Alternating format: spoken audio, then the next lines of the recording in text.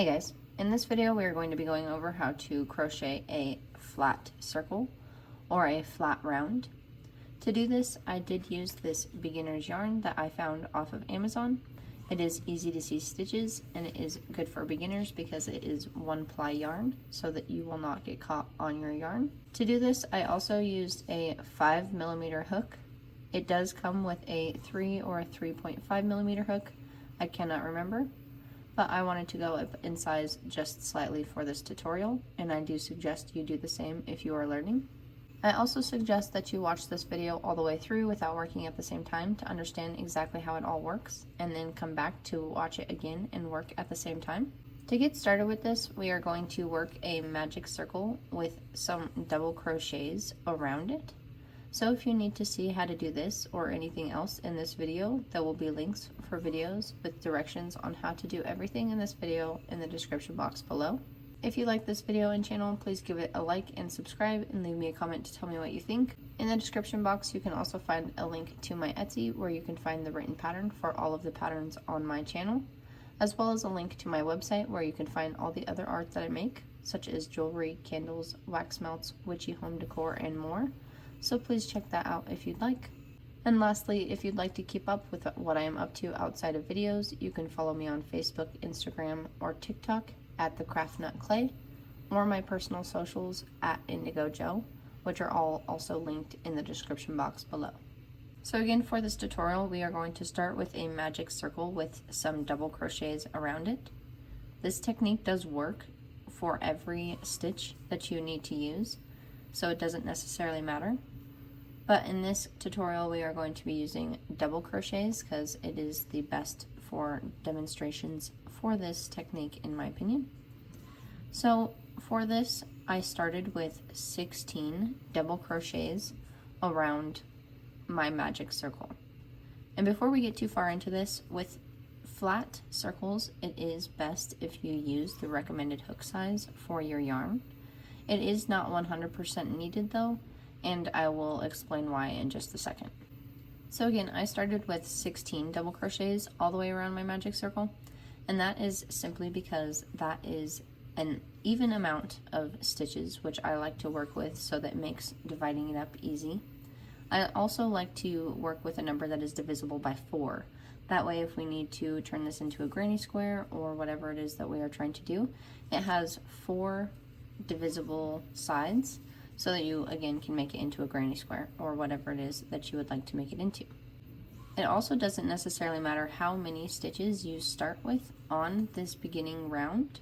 It is up to you how many you want to start with. The only thing that I would suggest doing is making sure that your round is actually flat. And this is why it doesn't necessarily matter if you use the recommended hook size for your yarn or not. If you use the recommended hook size for your yarn, there is a general amount of stitches that will usually make it all the way around a circle and make it flat if you work in rounds. If you use a different hook size though, you don't have to use that same amount of stitches. You can adjust the amount of stitches that are around the magic circle for your first round if you are working in rounds. And again, it only matters if those stitches are divisible by 2, and in my case, I would like it to be divisible by 4. And in the end, it actually doesn't matter if they're divisible by 2 or 4 at all. You can have an odd amount on there if you're making just a ball for yourself, or something that doesn't necessarily matter the amount of stitches that are around it if you don't need to divide them later. But it just makes it easier to have them divisible by 2 or 4 if you are turning it into something later. So again, just to demonstrate this a little further, I started with 16 double crochets all the way around this magic circle because it makes it so that my circle is nice and flat without having to finesse it at all. Whereas in this case, this is the exact same yarn, worked with the same hook size, and this is only 12 double crochets. So as you can see, it kind of curls up into a bowl shape, and if you try to flatten it out, it does flatten out and it would work, but it just is going to make it so that you do have to block your granny squares if that's what you're making, and it will make it so that the rest of the square or circle will try to curl up as well. So it is best if you just start with a very flat circle to begin with. After you have as many double crochets as you would like for your beginning round, we will then slip stitch into the top of the beginning double crochet of this round. And again, that makes it so that I have 16 double crochets for my first round. Yours may be different or the same.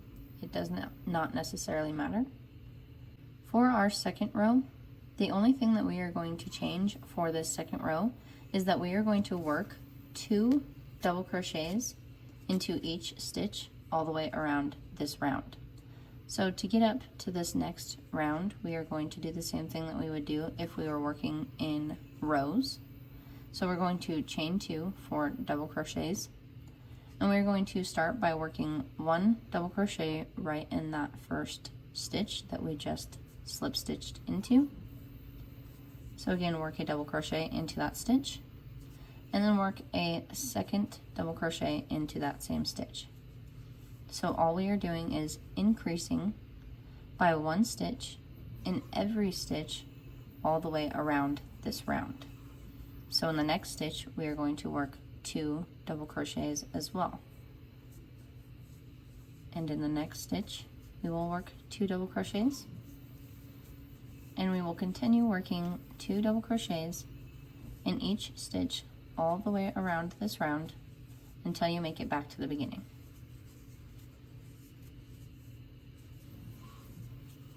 When you've made it all the way around with 2 double crochets in each stitch all the way around, we will then slip stitch into the top of the beginning double crochet of the round, skipping that beginning chain 2 because that does not count as a stitch. At this point, again, you should have 2 double crochets in each stitch all the way around the round, which means that we increased by 1 stitch in every stitch all the way around that round. You should now have exactly double the amount of stitches that you had on the first round on your second round. So if I started with 16, I now have 32 stitches around my circle. For the next round, the only thing that we are going to change is instead of increasing in every single stitch all the way around this round, we are going to increase in every other stitch all the way around this round. So in the first stitch, we are going to work 2 double crochets, and in the next, we're going to work 1. And then we're going to work 2 double crochets in the next stitch, and then 1. And 2 and 1 and 2 and 1 all the way around this next round. So again, to get up to this next round, we are going to chain 2 and work 2 double crochets in this first stitch, and then work 1 double crochet in the next. Then work 2 double crochets in the next stitch,